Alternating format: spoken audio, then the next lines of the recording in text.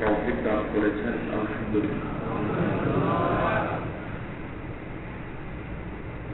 আপনাদের জানা আছে নিশ্চয়ই, আলহামদুলিল্লাহ,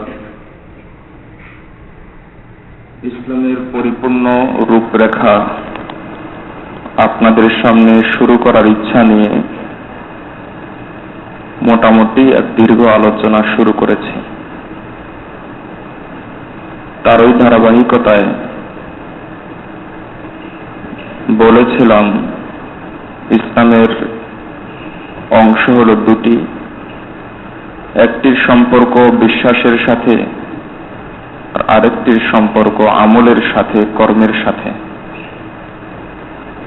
বিশ্বাসের সাথে সম্পৃক্ত বিষয়গুলোকে ঈমান অথবা আকীদা কিংবা বহুবচনে ঈমানিয়াত বা আকাইদ বলা হয়, আর কর্মের সাথে সম্পৃক্ত বিষয়গুলোকে আমল কিংবা হুকুম কিংবা বহুবচনে আমাল বা আহকাম বলা হয়। বিশ্বাসের সাথে সম্পৃক্ত বিষয়গুলোর মধ্যে প্রধান হল কালিমাতু লা ইলাহা ইল্লাল্লাহ। এই কালিমা হল ঈমানের শিরোনাম। শিরোনামের আওতায় যেমন বহু কথা থাকে, বহু ব্যাখ্যা থাকে, বিস্তারিত অনেক আলোচনা থাকে, ঠিক তেমনি ভাবে এই কালিমার ভিতর অনেক কথা রয়েছে। কালিমার প্রথম অংশ লা ইলাহা ইল্লাল্লাহ, দ্বিতীয় অংশ মুহাম্মাদুর রাসূলুল্লাহ। লা ইলাহা ইল্লাল্লাহর প্রথম অংশ, এটার মাঝে আবার মূলত দুটি অংশ, একটি হলো লা ইলাহা, আরেকটি হলো ইল্লাল্লাহ। লা ইলাহার মাধ্যমে আল্লাহ তাআলা যে জিনিসটা আমাদেরকে বোঝাতে চেয়েছেন সেটা হলো সমস্ত তাগুতকে অস্বীকার করে। ইল্লাল্লাহর মাধ্যমে বুঝিয়েছেন একমাত্র আল্লাহকে স্বীকার করে নিতে হবে। সুতরাং লা ইলাহা মানে তাগুতকে অস্বীকার করা, ইল্লাল্লাহ মানে আল্লাহকে স্বীকার করা। তাগুতকে অস্বীকার করা ছাড়া ইল্লাল্লাহ হয় না, তাগুতকে অস্বীকার করা ছাড়া আল্লাহর একত্ববাদে বিশ্বাস হয় না। যেমন 14 বছর অতিক্রম করা ছাড়া 15 বছরে পৌঁছা যায় না, ঠিক তেমনি ভাবে তাগুতকে অস্বীকার করা ছাড়া আল্লাহর একত্ববাদে বিশ্বাসী হওয়া যায় না। এ কারণে কোরআন মজিদে আল্লাহ তাআলা এই ধারাবাহিকতাটা বুঝাতে গিয়ে বলেন ওয়া মান ইয়াকফুর বিত-তাগুত। প্রথমে আল্লাহ তাগুতকে অস্বীকার করার বিষয়টি এনেছেন, তারপর বলেছেন ওয়া ইউমিন বিল্লাহ, তারপর গিয়ে আল্লাহর উপর ঈমান আনা। তাগুতকে অস্বীকার করা কিংবা স্বীকার করা তিন ভাবে হয়। তন্মধ্য থেকে প্রথমটি হলো কুফর। কুফরের সাথে লিপ্ত হলে বুঝে নিতে হবে সে ব্যক্তি তাগুতকে স্বীকার করে নিচ্ছে। এবার সে যদি কোটিবারও লা ইলাহা ইল্লাল্লাহ বলে, তার ঈমান নয়। এমন নয় যে ঈমান কমপ্লিট নয়, বরং বিষয়টা হলো তার ঈমানই নয়, তার ঈমানই হয় না। কুফর গত সপ্তাহে এবং এর আগের সপ্তাহে বলেছিলাম কুফর চেনার 5টা মাপকাঠি 5 ভাবে হয়। আমি বলেছিলাম যে এগুলো মুখস্থ করা জরুরি নয়, শুনে গেলেই ইনশাআল্লাহ অন্তরে একটা মাপকাঠি স্কেল তৈরি হবে, যার মাধ্যমে কুফর, শিরক ইত্যাদি চিনে নিতে পারবেন। প্রথমটি বলেছিলাম যে কুফর ফিল ইসবাত, অর্থাৎ আল্লাহর জন্য যা আছে তা নাই সাব্যস্ত করা। যেমন আল্লাহর সর্বময় ক্ষমতা আল্লাহর আছে, এটা নাই বলা, এটা হলো কুফর ফিল ইসবাত। পবিত্রতা আল্লাহর আছে কিন্তু নাই বলা, এটা হলো কুফর ফিল ইসবাত। অস্তিত্ব আল্লাহর আছে, নাই বলা, এটা কুফর ফিল ইসবাত। নম্বর 2 হলো কুফর ফিল নাফি। এর অর্থ হলো যে সমস্ত জিনিস আল্লাহর জন্য নাই সেগুলো আছে সাব্যস্ত করা। যেমন আল্লাহর সন্তান নাই, আছে সাব্যস্ত করা। আল্লাহর শরীক নাই, আছে সাব্যস্ত করা। আল্লাহর পরামর্শদাতা নাই, আছে সাব্যস্ত করা। এইগুলোকে বলা হয় কুফর ফিল নাফি। 3 নম্বর স্কেল কুফর চেনার 3 নম্বর মাপকাঠি বা কুফরের 3 নম্বর প্রকার সেটা হলো কুফর ফির রিসালাহ। রাসূলুল্লাহ সাল্লাল্লাহু আলাইহি ওয়াসাল্লাম যা নিয়ে এসেছেন সেটার শুরু থেকে শেষ পর্যন্ত A to Z কমপ্লিট পুরাটা ভক্তি, শ্রদ্ধা, বিশ্বাসের সাথে, মহব্বতের সাথে মেনে নেওয়া, এই মনে করে যে রাসূলের আনিত বিষয়ের মধ্যেই আমাদের নিরাপত্তা রয়েছে, রাসূলের আনিত বিষয়ের মধ্যেই আমাদের শান্তি রয়েছে, রাসূলের আনিত বিষয়ের মধ্যেই আমাদের সকল প্রকার দুনিয়া তথা এবং আখিরাত সকল প্রকার মুক্তির একমাত্র ব্যবস্থা রয়েছে। কিন্তু কোনো ব্যক্তি যদি বলে, যেমন রাসূল এনেছেন পর্দার বিধান, মনে করলাম পর্দার বিধান বর্তমান সমাজে এটা অ্যাপ্লাই করা যাবে না, তাহলে সে কুফর ফির রিসালাতে লিপ্ত। এভাবে রাসূল সাল্লাল্লাহু আলাইহি ওয়াসাল্লাম জানিয়ে এসেছেন তা পুরোপুরি মেনে নেওয়া, এই ভক্তি সহকারে যে এটার মাঝেই নিরাপত্তা, এটার মাঝেই শান্তি, এটার মাঝেই দুনিয়া এবং আখিরাতে মুক্তি, এটাকে বলা হয় কুফর ফির রিসালাহ। 3 নম্বর হলো কুফর ফিল তাওহীদ, আল্লাহ তাআলার একক, তিনি এককত্ব তিনি 3 ভাবে। নম্বর 1, তিনি রব হিসাবে একক। নম্বর 2, তিনি মাবুদ হিসাবে একক। নম্বর 3, তার কিছু গুণ এবং বৈশিষ্ট্য রয়েছে যেগুলো শুধু তার, আর কারো জন্য নয়, এই হিসাবে তিনি একক। এর মাঝে যদি কেউ কোনোটাকে অস্বীকার করে তাহলে এটা হলো কুফর ফিত তাওহীদ, তাওহীদের ব্যাপারে কুফরি। যেমন কোন ব্যক্তি বলল যে কথার কথা ইলাহ, সেজদার উপযুক্ত আল্লাহ, সেজদার উপযুক্ত পীর সাহেব, সেজদার উপযুক্ত অমুক, সেজদার উপযুক্ত আল্লাহ, এটা হলো কুফর ফিত তাওহীদ। নম্বর 4 হলো কুফর ফির রিবা। রাসূল সাল্লাল্লাহু আলাইহি ওয়াসাল্লামের মাধ্যমে আল্লাহ তাআলা যে দ্বীন দিয়েছেন সে দ্বীনের উপর সন্তুষ্ট থাকা। এমন নয় যে আমি বাধ্য হয়ে দ্বীন পালন করছি, সুযোগ পেলে দ্বীন ছেড়ে দেব। মুসলিম সমাজে বসবাস করে হিসাবে আমি মুসলমান, কিন্তু অমুসলিম সমাজে চলে গেলে সেটাকেই আমাকে ভালো মনে হয়। অমুসলিমদের প্রশংসা এবং তাদের কৃষ্টি কালচারের প্রশংসা আমার মুখ থেকে খুব বেশি বের হয়। আর কিভাবে ইসলামকে দমানো যায়, কিভাবে ইসলামকে ছোট করা যায়, এই সমস্ত বিষয় আমার মুখ থেকে খুব বেশি বের হয়। আমার পদক্ষেপগুলো এক্ষেত্রেই চলে। এটাকে বলা হয় কুফর ফির রিবা। এই 5 ভাবে কুফর চেনা যায়। এই হলো প্রথম প্রকার, তাগুতকে চেনা এবং না চেনার তথা তাগুতকে স্বীকার করে নেওয়া এবং না করার 5টা মাপকাঠি। তাগুতকে স্বীকার করে নেওয়া এবং না নেওয়া 3 ভাবে হয় বলেছিলাম। 1 নম্বরটা হলো কুফরি, এটাকে চেনার মাপকাঠি হলো 5টি। 2 নম্বর হলো শিরিক। গত সপ্তাহে বলেছিলাম, এই আলোচনাগুলো আপনারা ধারাবাহিকভাবে দীর্ঘ আলোচনা শুনেছেন, আবার মনে করিয়ে দিচ্ছি। এবং 2 নম্বর হলো শিরিক। গত সপ্তাহে বলেছিলাম যত প্রকার শিরিক আছে সমস্ত প্রকার শিরিক কুফরি। যেমন 10-এর ভিতরে 9 থাকে, 10-এর ভিতরে 8 থাকে, 10-এর ভিতরে 7 থাকে, 10-এর ভিতরে 6 থাকে, ঠিক তেমনি ভাবে যত প্রকার শিরিক আছে সমস্ত প্রকার শিরিক কুফরের ভিতরে আছে। অর্থাৎ যত প্রকার শিরিক সব কুফরি। তবে কিছু কিছু কুফরি আছে যেটা শিরিকের চাইতে কঠিন। সুতরাং বোঝা গেল যতগুলো শিরিক সবগুলো কুফরি, কিন্তু কিছু কুফরি আছে সেগুলো শিরিক নয়, বরং শিরিক চাইতে জঘন্য। এটাকে বলা হয় দ্বিতীয়ভাবে তাগুতকে স্বীকার করে নেওয়া শিরিকের মাধ্যমে, আর অস্বীকার করা শিরিক থেকে মুক্ত থেকে। এটা হলো তাগুত স্বীকার করে নেওয়া এবং না করার দ্বিতীয় পদ্ধতি। এই শিরিক আমি আপনাদেরকে মোটামুটি দীর্ঘ আলোচনা শিরিকের উপর করেছি। তার মধ্যে থেকে বলেছিলাম শিরিক চেনার 3টা মাপকাঠি। শিরিক ফিল রুবুবিয়্যাত, আল্লাহকে রব মানার মাঝে শিরিক। শিরিক ফিল আলুহিয়্যাত, আল্লাহকে মাবুদ মানার মাঝে শিরিক। শিরিক ফিল আসমাই ওয়াস সিফাত, আল্লাহর একক গুণবাচক নামের মাঝে শিরিক। এ বিষয়ে আর আলোচনা করব না। আজকে হলো কুফর, তাগুতকে স্বীকার করে নেওয়ার 3 নম্বর পদ্ধতি।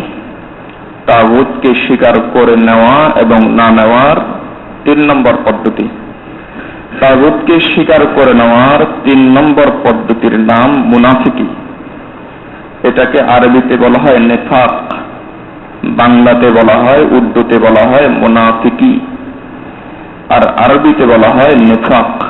যে ব্যক্তি মুনাফিকি করে তাকে বাংলাতেও মুনাফিক বলা হয়, আরবিতেও মুনাফিক বলা হয়, অন্যান্য ভাষাতেও মুনাফিক বলা হয়। এটা হলো তাগুতকে স্বীকার করে নেওয়ার 3 নম্বর পদ্ধতি। তবে মুনাফিকিটা 2 প্রকার, বা নিফাক 2 প্রকার। নিফাক শব্দটা এসেছে আরবি নাফাকা শব্দ থেকে।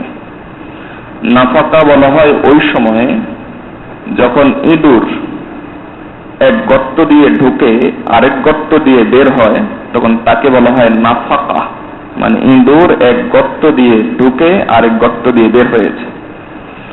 অথবা গুই সাপ যেমন এক গর্ত দিয়ে ঢুকে, নাফাকা দাব্বু, গুই সাপ এক গর্ত দিয়ে ঢুকে আরেক গর্ত দিয়ে বের হয়েছে, আরবি প্রচলনে এটাকে বলা হয় নাফাকা দাব্বু, গুই সাপ একখান দিয়ে ঢুকে আরেকখান দিয়ে বের হয়েছে।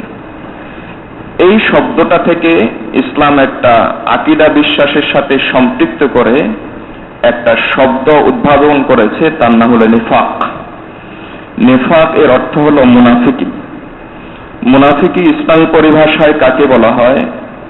ইসলামী পরিভাষায় মুনাফিকি বলা হয় যে ব্যক্তি মুখে এই কথা স্বীকার করে নেয় যে আমি ইসলামের আগা থেকে গোড়া পর্যন্ত সবগুলো বিশ্বাস করে নিয়েছি, তবে তার অন্তরে ইসলামের প্রতি অনীহা বিদ্বেষ রয়েছে, তাহলে তাকে বলা হয়, যে ব্যক্তি এই কাজটিতে লিপ্ত তাকে বলা হয় মুনাফিক, আর এই কাজটাকে করাকে বলা হয় নেফাক। এই কাজটার নাম হলো নেফাক, আর কাজ যে করে তার নাম মুনাফিক। আবারও বলি, ইসলাম 2টা পথ দিয়েছে।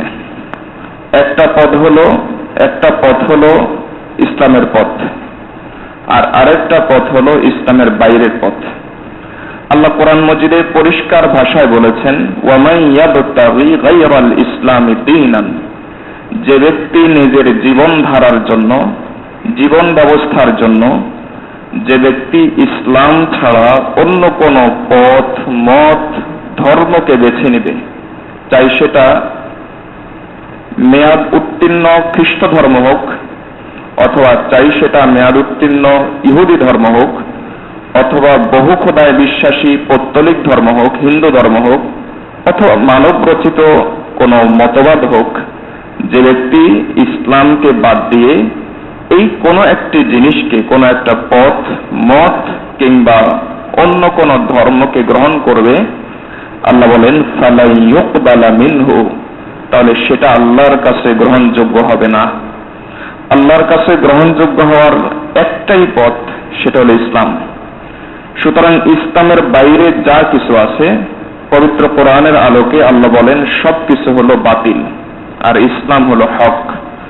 আল্লাহ কোরআন মজিদে বলেন, হক এবং বাতিল কখনো কোনো জায়গাতে, কোনো স্থানে, কোনো পরিবেশে, কোনো যুগে কোনো মানুষের অন্তরের ভিতরে একসাথে বসবাস করতে পারে না। সুতরাং হক এবং বাতিল তথা ইসলাম এবং নন ইসলাম, ইসলামের বাইরে অথবা ইসলাম, এই 2টা জিনিস কোন অন্তরে যদি একসাথে বসবাস করে, তাহলে এটা আলামত হলো তার অন্তরে মুনাফিকি আছে, সে ব্যক্তি মুনাফিকিতে লিপ্ত। এজন্য উলামায়ে কেরাম মুনাফিকিকে 2 ভাগে ভাগ করেছেন। যেমন হাদিস শরীফে রাসূলুল্লাহ সাল্লাল্লাহু আলাইহি সাল্লাম এক হাদিসের মধ্যে বলেছেন, মান তারাকা সালাতান আমিদান ফাকাদ কাফারা, যে ব্যক্তি ইচ্ছাকৃতভাবে নামাজ ছাড়লো সে কুফরি কাজ করলো। কিন্তু ইচ্ছাকৃতভাবে নামাজ ছাড়লেই পরে বেঈমান হয়ে যায় না, বরং কুফরি কাজে অর্থাৎ কাফেরদের কাজে সে লিপ্ত হয়। কাফেরদের কাজে লিপ্ত হলেই সে বেঈমান হয়ে যায় না, তবে তার ঈমান দুর্বল হয়ে পড়ে। ঠিক তেমনি ভাবে মুনাফিকিটাও 2 প্রকার। এক প্রকার মুনাফিকি হলো বিশ্বাসের সাথে, এই প্রকার মুনাফিকের পরিচয় ইসলামে কাফির, কিন্তু বোঝানোর জন্য নাম পরিচয় একটা আলাদা নাম দেওয়া হয়েছে, সেটার নাম হলো মুনাফিক। মূলত সে মুশরিক নয়, কাফির। যে ব্যক্তির অন্তরের ভিতরে মুনাফিকি আছে সে ব্যক্তি ইমানদার না বেঈমান, মুশরিক না কাফির? মানে মুশরিকের চাইতে বড়। যে ব্যক্তির অন্তরের ভিতরে মুনাফিকি আছে সে ব্যক্তি হলো কাফির। এজন্য তাফসীরের কিতাবে এসেছে আল্লাহ জাহান্নামীদের জন্য যে সমস্ত স্তর রেখেছেন তার মধ্যে থেকে সবচাইতে জঘন্য স্তর হলো মুনাফিকদের জন্য। নম্বর 2 হলো ইহুদিদের জন্য। নম্বর 3 হলো যারা এমনিতেই কুফরি করেছে তাদের জন্য। নম্বর 4 হলো খ্রিস্টানদের জন্য। তাহলে সবচাইতে কঠিন শাস্তি কার জন্য? মুনাফিকের জন্য। তাহলে বোঝা গেল যে মুনাফিক শুধু কাফিরই নয়, বরং জঘন্য কাফির।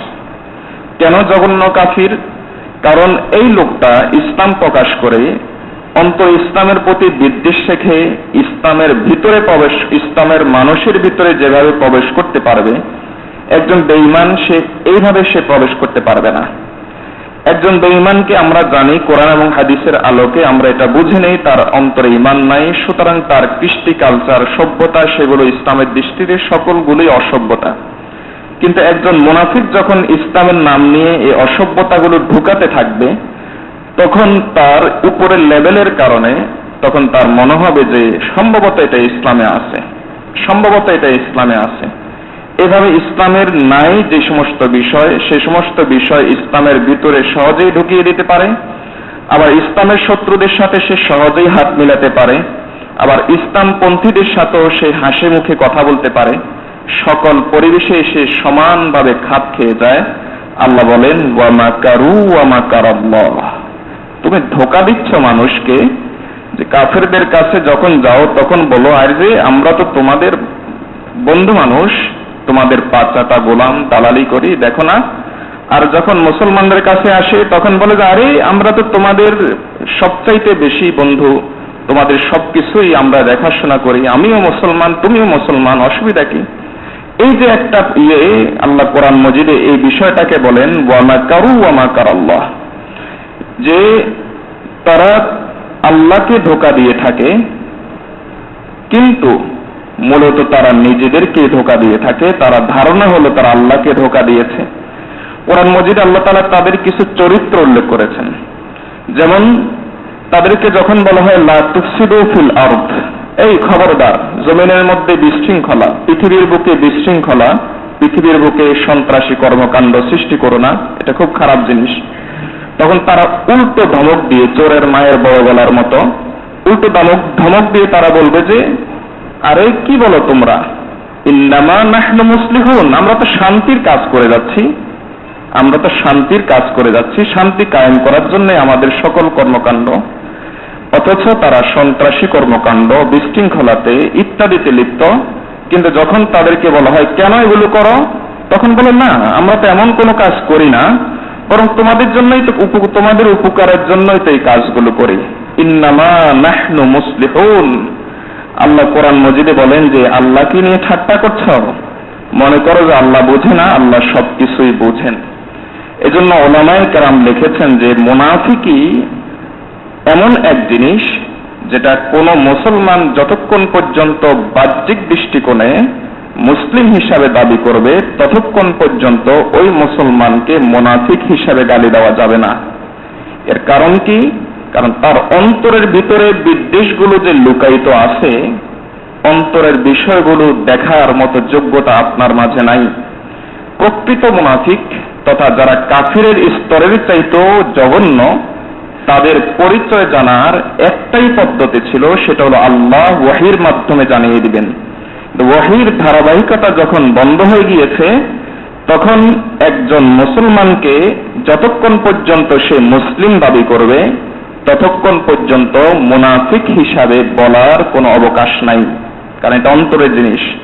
আর ইয়ালামু খায়িনাতাল আয়ুনি ওয়া মা তুখফিস সুদূর, অন্তরের জিনিস একমাত্র আল্লাহই জানেন, আর কেউ নয়। তবে আমি মুনাফিক, অর্থাৎ বিশ্বাসগতভাবে আমার মাঝে মুনাফিকি আছে কিনা এই বিষয়টা বোঝার জন্য উলামায়ে কেরাম কিছু আলামত দিয়েছেন। এবং সাধারণ ইমানদার মুসলমান তাদেরকে গালি না দিয়ে, তাদেরকে মুনাফিক না বলে তাদের ক্ষতি থেকে বাঁচার কোনো পদ্ধতি আছে কিনা এটা বোঝার জন্য ওলামায়ে কেরাম কয়েকটি কিছু মাপকাঠি দিয়েছেন। প্রথমে আসি যে তাদের ক্ষতি থেকে বাঁচার জন্য, সাধারণ মুসলমান তাদের ক্ষতি থেকে বাঁচার জন্য কোন আলামত আছে কিনা, কারণ এরা মূলত কাফির। সুতরাং তাদের ক্ষতি থেকে বাঁচার জন্য কোনো আলামত আছে কিনা, সে আলামতগুলো থাকলে কি কি, এটা নিয়ে আলোচনা করব। এটা নিয়ে আলোচনা করার আগে যে জিনিসটা আবারও মনে করিয়ে দিচ্ছি সেটা হলো, যতক্ষণ পর্যন্ত কোনো মুসলমান মুসলিম হিসাবে দাবি করবে ততক্ষণ পর্যন্ত তাকে মুনাফিক বলে গালি দেওয়া যাবে না। আর তবে হ্যাঁ, কোন মুনাফিকের ক্ষতি থেকে বাঁচার জন্য ইসলাম তার কিছু আলামত বলেছে, আলামতগুলো দেখেও মুনাফিক বলতে পারবেন না, তবে তার ক্ষতি থেকে বাঁচার জন্য সকল পদক্ষেপ নিতে হবে। 1 নম্বর আলামত, উলামায়ে কেরাম লিখেছেন 1 নম্বর আলামত যে বাস্তবেই কাফির কিন্তু ইসলামের পরিচয় দিচ্ছে, তাকে চেনার এবং বুঝার 1 নম্বর আলামত।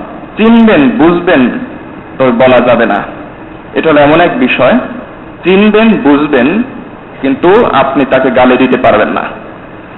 1 নম্বর আলামত হলো যে ইসলামের বিষয়গুলো যদি তার কাছে ভালো লাগে, পছন্দ মনে হয়, ইসলামের বিষয়গুলোর প্রতি যদি তার কাছে মহাব্বত থাকে, তাহলে বোঝা গেল যে এই ব্যক্তি মুনাফিক নয়। আর যদি ইসলামী বিষয়গুলোর প্রতি তার বিদ্বেষ থাকে, তাহলে বুঝে নিতে হবে এই ব্যক্তি মুনাফিক। যেমন মসজিদ, এটা ইসলামের বিষয়, কারণ মানুষ জানে যে ইসলামের ইবাদতের প্রধান কেন্দ্রের নাম হলো মসজিদ। মাদ্রাসা ইসলামের বিষয়, কারণ সকল মানুষ সাধারণভাবে জানে যে মাদ্রাসাগুলোতে ইসলামই শেখানো হয়, সুতরাং এটা ইসলামের বিষয়। ওয়াজ মাহফিল ইসলামের বিষয়, কারণ সাধারণ মানুষ একথাই জানে যে ওয়াজ মাহফিলে ইসলামী বিষয়গুলোই আলোচনা হয়।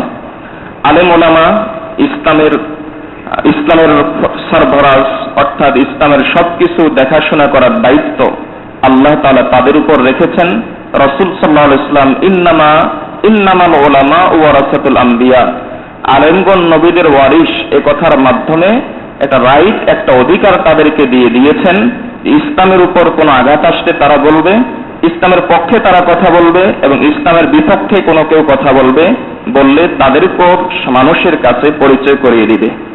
এই অধিকারটা ইসলাম আলেম ওলামাকে দিয়েছেন। সুতরাং আলেম ওলামার প্রতি যদি বিদ্বেষ থাকে, বোঝা যাবে যে সে মুনাফিক। আর যদি তার আলেম ওলামার প্রতি মহাব্বত থাকে, বোঝা যাবে যে সে মুমিন। তাহলে 1 নম্বর আলামত হলো ইসলাম এবং ইসলামী বিষয়গুলোর প্রতি যদি তার ভালোবাসা থাকে, বোঝা যাবে যে সে মুমিন। আর ইসলাম আর ইসলামের বিষয়গুলোর প্রতি যদি তার বিদ্বেষ থাকে, তাহলে বোঝা যাবে যে সে মুনাফিক। যেমন কিছু উদাহরণ দিয়েছি। ইসলামের বিষয়, একটি হলো মসজিদ, আরেকটি হলো মাদ্রাসা, আরেকটি হলো আলেম ওলামা। দাড়ি টুপি ইসলামী বিষয়, ইসলামী নিদর্শন, ইসলামী শাআইর। রাসূলুল্লাহ সাল্লাল্লাহু আলাইহি ওয়াসাল্লাম টুপি পরেছেন, হাদিস দ্বারা প্রমাণিত। রাসূল সাল্লাল্লাহু আলাইহি ওয়াসাল্লাম দাড়ি সম্পর্কে বলেছেন, ওয়াফুল লোহা, দাড়ি তোমরা ছেড়ে দাও, লম্বা করো, হাদিস দ্বারা প্রমাণিত। আব্দুল্লাহ ইবনে ওমর রাদিয়াল্লাহু তাআলা থেকে পরিষ্কার হাদিস, রাসূলুল্লাহ সাল্লাল্লাহু আলাইহি ওয়াসাল্লাম 1 মুষ্টি পরিমাণ দাড়ি রাখতেন, হাদিস দ্বারা প্রমাণিত, সুন্নাহ দ্বারা প্রমাণিত। এই সমস্ত বিষয়গুলো যেগুলো সুন্নাহ দ্বারা প্রমাণিত এবং শাআইর ইসলাম, একজন মানুষ যখন দাড়ি রাখে তখন সেই লোকটাকে মুসলমান মনে হয়। যদি তার দাড়িটা 1 মুষ্টির কম হয়, তাহলে দাড়ি রাখার সুন্নত আদায় হয় না, তবে দাড়ি রাখার যে ওয়াজিব সেটা আদায় হয় না। দাড়ি না রাখার কারণে কবিরা গুনাহ হয় ঠিক, তবে তাকে মুসলমান তখনও মনে হয়। এজন্য মুসলমান মনে হওয়ার একটা সওয়াব সে পেয়ে যাবে, যদিও ওয়াজিব না আদায় করার কারণে কবিরা গুনাহ হবে। তাহলে এই জিনিসটা, এটা হলো এমন এক জিনিস যে এটা ইসলামের শিআর, ইসলামের নিদর্শন। দাড়ি রাখাটা হলো ইসলামের নিদর্শন, পাগড়ি পরা ইসলামের নিদর্শন, পাঞ্জাবি পরা ইসলামের নিদর্শন, কাবা শরীফ ইসলামের নিদর্শন, মদিনা শরীফ ইসলামের নিদর্শন, রাসূলের রওজা ইসলামের নিদর্শন, নামাজ ইসলামের নিদর্শন, রোজা ইসলামের নিদর্শন, হজ ইসলামের নিদর্শন। এই সমস্ত কিছু বিষয় আছে, এগুলোকে ইসলাম শাআইর বলে আখ্যায়িত করেছেন। এই শায়েরগুলো কোন বিষয়ে ইসলামের এই সমস্ত নিদর্শন কোনগুলো ফরজের সাথে সম্পৃক্ত, কোনগুলো ওয়াজিবের সাথে সম্পৃক্ত, কোনগুলো সুন্নতে মুআক্কাদার সাথে সম্পৃক্ত, কোনগুলো সুন্নতে জায়েদা তথা মুস্তাহাবের সাথে সম্পৃক্ত। তবে যদি সেটা ফরজ হোক, ওয়াজিব হোক, সুন্নত হোক, মুস্তাহাব হোক, তবে যদি তার মানটা শিআরে ইসলামের নিদর্শনের ভিতরে পড়ে, তাহলে চাই সেটা ফরজ হোক, চাই সেটা ওয়াজিব হোক, চাই সেটা সুন্নত হোক, চাই সেটা মুস্তাহাব হোক, শিআরে ইসলামের ভিতরে পড়লেই তার প্রতি বিদ্বেষ রাখাটা, যদি বিদ্বেষটা স্পষ্টত হয় তাহলে কুফরি, আর যদি মনে মনে হয় তাহলে এটা হলো মুনাফিকি।